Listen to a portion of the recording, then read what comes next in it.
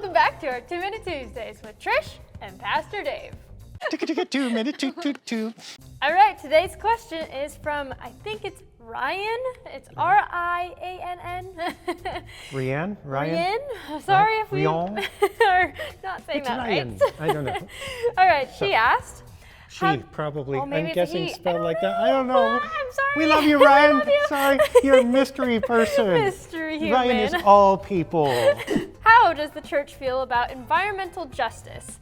It doesn't do any good to talk about taking care of each other if we don't also take care of the world we inhabit together. Fair question. And I would say that the church, at least our church, is fairly positive about environmental justice. We do have prayers for the natural world and for us taking care of it and sharing and all that stuff. And it's exactly for what you said. It's not just that there's an abstract right and wrong, and it's not that any individual piece of land is good or bad in itself.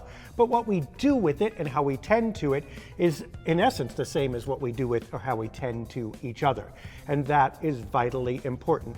And you get things like that in the Bible, everything from Genesis to the land being granted to certain peoples and commands to take care of it and all of that. Now, there's a caveat to all of this. Sure.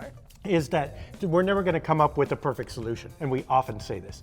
We only have what we have on the globe, and in some ways we can only rearrange it so many ways, or all the rearranging in the world doesn't necessarily change it or bring it beyond itself. Sure. So we do depend on God for salvation. We don't think it's found in the natural world or in any ordering thereof.